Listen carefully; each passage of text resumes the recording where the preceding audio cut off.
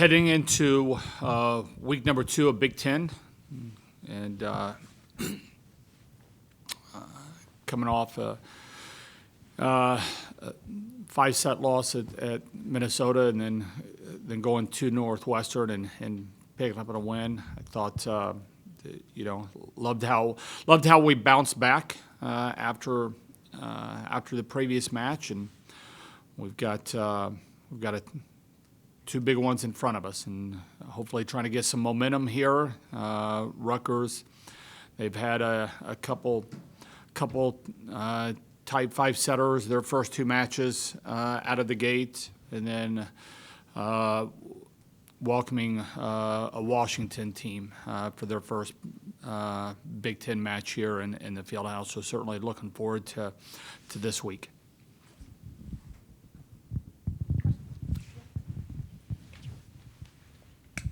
Hello, how are you? I'm doing great. How are you doing? Good.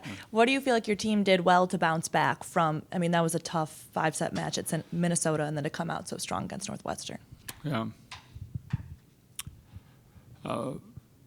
We didn't do a lot of positive things at Minnesota, and I think there's probably good and bad in that. You don't do a whole lot of good things in of what we think we're capable of, and still you're 2 points away from going into an opponent's gym and winning.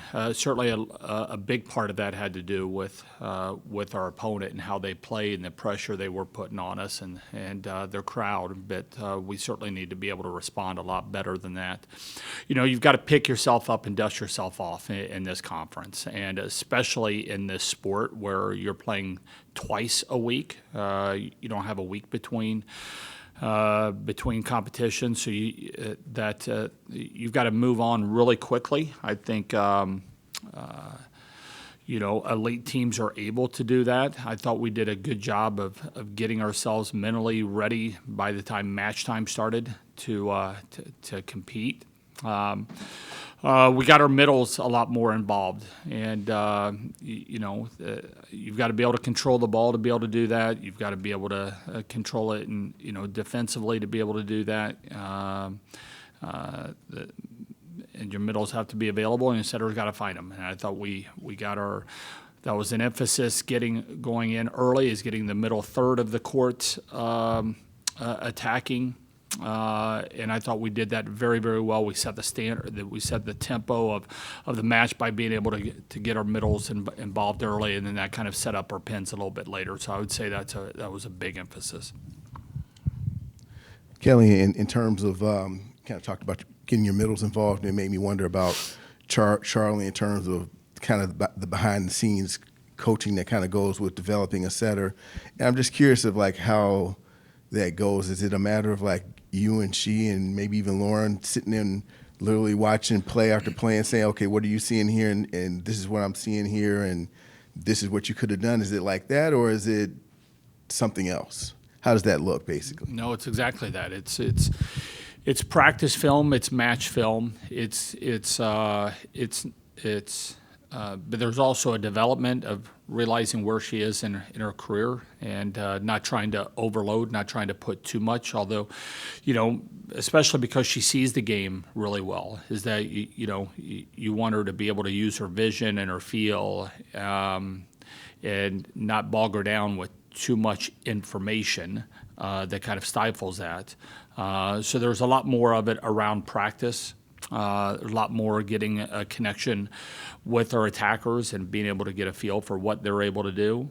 Right now, we're a team that is a lot better right now in serve receive than what we are in transition. Certainly, our connection plays a part of it. Certainly, our defensive reads are a part of it. But that connection, you can see it coming together a lot more right now.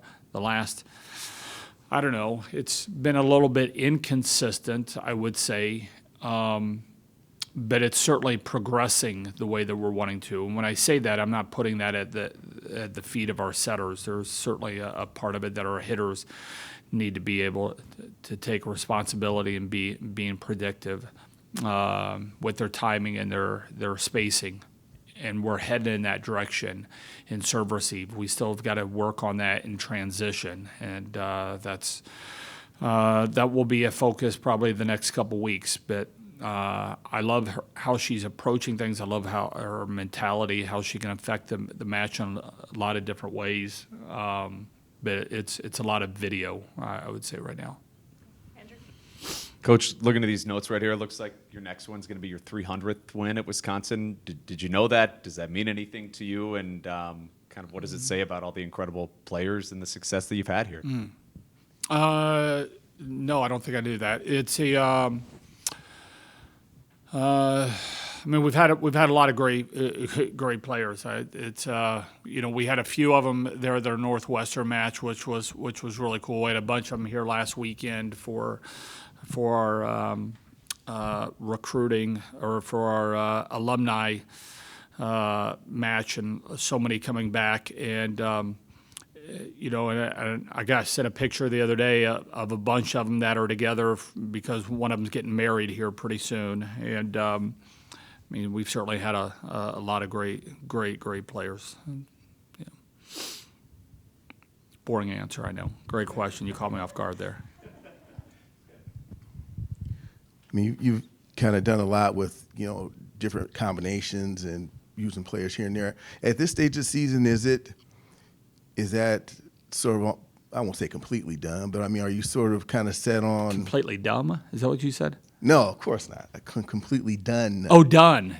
Yes, completely wow, done. I haven't known you to come at me that hard. I just wanted to make sure. Completely done. All right, Yeah, gotcha. Yes, completely. I guess I was wondering, does the tinkering process sort of continue, or are you at the point in the season where you kind of say as a coach, okay, I want to see how these players kind of settle into these roles before you kind of maybe try something else? Well, I'm not just winging it, although it might appear that. But it's, I guess it comes down to what philosophy. One of the things that kind of that you think about is that old video of Allen Iverson talking about practice. That's what I'm talking about right now. And is that how important is that? Is it just about results? Is it just about the matches, the competition, or are we also here to develop people? Which I believe deeply that we are.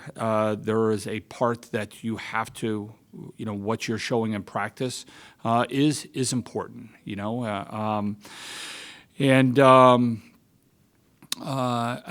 although it feels like college sports might be heading in a direction, if it isn't already there, of being kind of a professional model, it's just not what I'm wanting to necessarily be in. I think there's got to be how you approach things on a daily basis, on and off the court, still matters, and how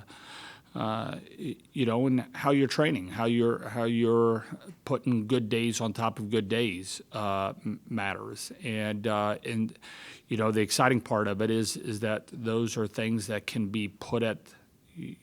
Our players have responsibilities of that, and being able to own that and be able to grow into that. And so what I don't want to do is settle in on a lineup or a rotation and have everybody else say, well, all right, I guess this is my lot in life for right now. I want them striving. I want them pushing. I want them to be able to see opportunities that if they grow and they get better, that they can get themselves in the lineup. And people that are out there on the court that, hey, you've got other people that are kind of hunting down your position, and you better train it the right way. You better take care of the other things that are going on in your life, because there is no guarantee, and it can evolve, and it will evolve if the numbers take us that way. And so I don't know. Are we settled in? We probably have more answers right now than what we did a few weeks ago.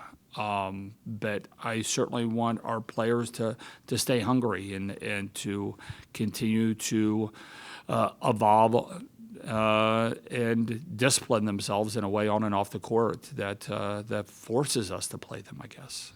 So it's we're getting more answers, and we are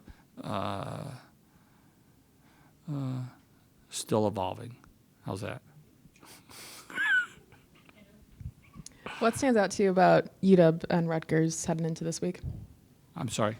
What stands out about UW and Rutgers heading into this week? Both teams are playing some good volleyball. Rutgers, their opposite is taking a lot of swings in the front row and the back row. I mean, they're getting her the ball, and she's taking really big swings. It seems like she's setting career highs quite a bit.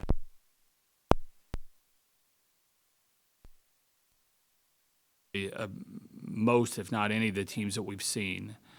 In Washington, I think they're like 11-1, 12-1, something like that. If I'm not mistaken, they've won a lot of matches, and they've got some experienced players on their team. It's year two for a new coach, and a lot of times you see even a bigger jump in that year two, and that certainly seems to be the case right now with them.